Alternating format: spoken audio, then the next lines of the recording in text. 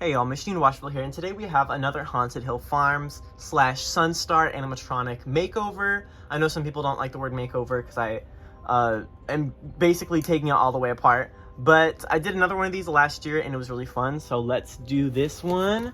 We got a really cool prop in here. You might have seen my community post. I said, what could this be? Knowing damn well what it was and what it would turn into probably. We're not going to show the backside because it has all my personal information. Last time we opened up a prop on this channel, it was a computer. So I opened up a computer. All right. Oh, there's a setup. Ooh, look, stray hand for us today. Oh, wow, look at the detail. Look at the detail. Look at the metal and the foam. It looks so good. The last one was all one piece, but this one seems to have like a setup. So we got a base. That we put together. This is like a Forgotten Farmer base, kind of Sunstar prop base. We have, is this metal? It seems to be metal. I didn't expect that. We have a metal pole, and then we have nothing probably. Okay, let's take a look at what we actually got. Face reveal. Oh, wow. Incredible. So you can kind of see by this movement, she's gonna be holding a hand, which I actually kind of like how this face looks. I don't know why. It looks not too bad, honestly. But let's get some batteries in this thing and see how it works.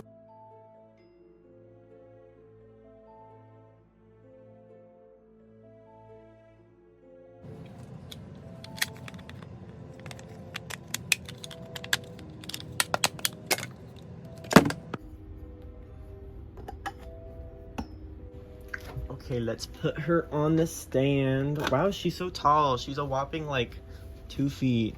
Oh, look at her. Wow, this is so horrifying. I'm really scared looking at this thing. Oh my gosh. You have the hand. That's the really convincing bite mark. Look at that. She has like the square teeth and everything. Like she's a perfectionist like that. Okay, I guess we'll... Okay guys, demo time. Are you guys ready? I'm so excited to see what this thing does. Oh. Again with the strange audio. Okay. So it kind of just goes down and then back up. We can work with this. I won't even lie, I like this one a lot more than the weird businessman that rips off his head. It kind of looks stupid, but like this one, like its motion is actually pretty different. Seeing this prop in motion, like I'm probably not going to make it move forward and then back up. I think I'm going to switch the way the head goes and then kind of angle it down, and so her head kind of moves up. And what I really want to do is maybe make some kind of like thing to cover her face. If you know those old Morbid Enterprises props that cover their face and then they basically take off their face, right? So I basically want to do that. This is a few days later. I got this little PVC connector pipe thing, if it'll focus, and this will help me kind of achieve that like 45-degree angle that I was trying to get. And thankfully, this actually fits really, really well on there. Like this thing is pretty strong. It actually stays on there. And so we're gonna kind of put that, whoa, like that. She looks kind of funny right now, but I kind of angled. Okay, it's gonna kind of be like this, and the arms I bent the other way, and the face is going to be on this side, and then this is gonna be the back of her head. Since the middle pipe doesn't perfectly fit inside of the PVC connector, I'm just gonna put some hot glue on the inside just so it makes the diameter a little smaller, and so it'll fit a lot more snug and actually stay on there. There's probably a much better way to do this, but this is just how I'm gonna do it now. Just put it in. It's pretty snug now. I didn't glue it in there. I wait till it dried, but it's very snug in there. It's good. So now we're just gonna put it back together. Structurally, this thing is basically done. I know that I didn't really change much of the actual animatronic, like the actual moving parts, but I'm gonna do a lot of cosmetic changes, and it's going to be very, very different. Now we have, you can't really tell at all what this is gonna be, but basically it's gonna be leaning forward. This is gonna be the front of the head, and the hands are going to be the other way around.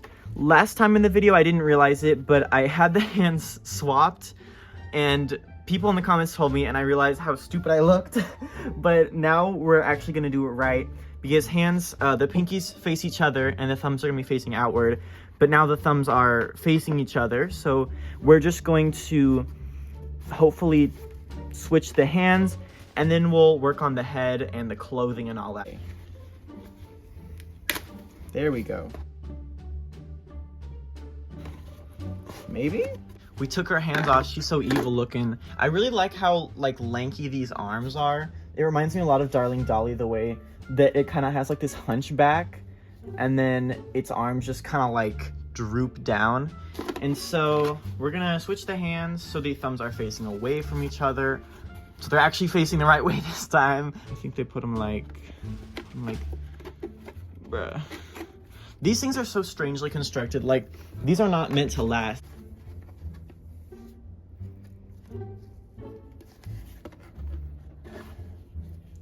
Okay. Yeah, even though these things are really poorly constructed, they're very easy to take apart and change around. I'm gonna go ahead and take off this head. And I was thinking maybe the initial face we have here can be her, like, actual human face. And then we're gonna use one of these foam heads. This one doesn't have any features because I didn't want her to have any features. All of her, like, eyes and nose and mouth are on this mask, and so it's just like her face has been degloved. Her face has been pulled off, and so it's just left with this. So we're gonna use this foam head as her actual face. So let's go ahead and rip off this head and get it and take it off.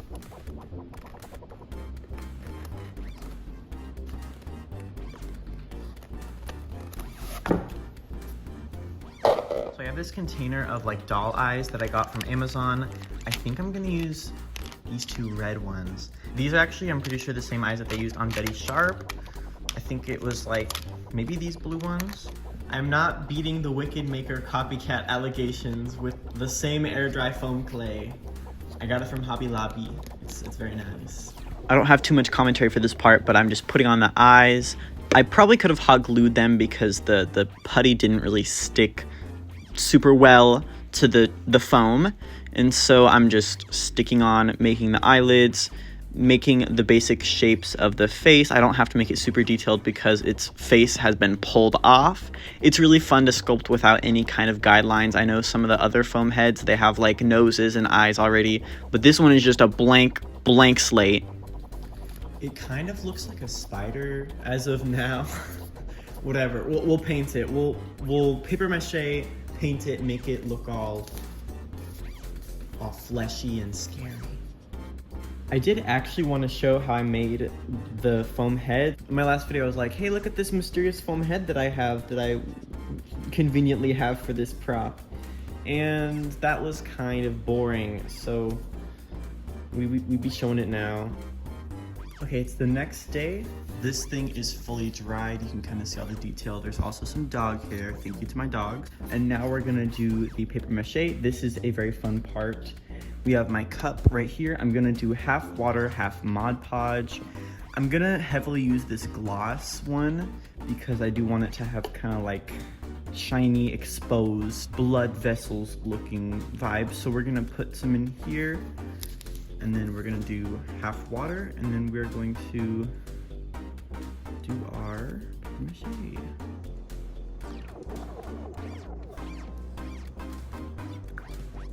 Here I'm just applying little strips of toilet paper, and I later put on some medical gauze just to add some more texture. And I'm wetting the area before I put it down, and then I apply it and then do another coat of the Mod Podge water liquid just to kind of seal it in. It's a pretty good method. Okay, I just finished my paper mache. We're just gonna wait for this to dry, and then we're gonna paint it, add all the shading, add all the wear and tear. I might try to add some more gauze, just like actively peeling off the face. So we're gonna wait for this to dry.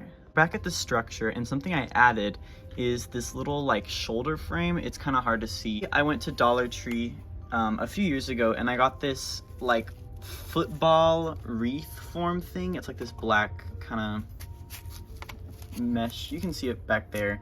And when I saw it, I was like, this would be a perfect shoulder frame for an animatronic. And this thing really didn't have any shoulders. Like this whole shape is basically just what I added. I went ahead and cut a little piece out on the front just so we can have that full range of movement, as you can see right here. We got some room back there so it can still move. And so this just gives it kind of some more shape. I held it on with zip ties. I know, not much better than the original company, but I think it gives it a lot more shape and makes it look a lot more full. Okay, we have it all set up on our stand. We're gonna start painting this thing. I'm super excited. I have this cadmium red, I don't know how you say it. And we're just gonna start painting it. I think it's gonna have a base coat of all red, and then we'll go in with the shadings.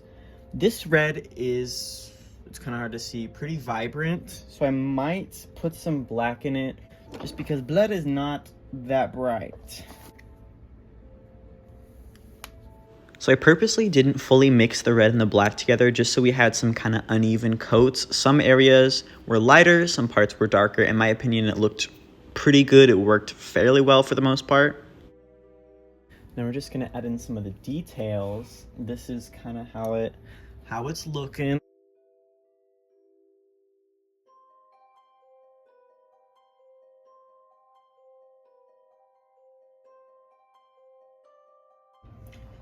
Ain't this scary? So I took this bracket off and I'm just gonna secure it to the head, probably with some screws right there. We have this creepy red gauze cloth thing. I'm gonna put it kind of like draping along the top of the head. I'm also probably gonna cut some strips and connect them from the face to the mask so it's more of like a pulling effect. So this is super exciting. I just got those screws in there. It seems pretty stable. We're just gonna put it right on there and then add some finishing touches. All right, y'all, this is the moment of truth. I just want to thank y'all so much for all the overwhelming support. I wanted to thank Wicked Makers for inspiring me. Make sure to like and subscribe, all that junk. Let's go ahead and get into a demo.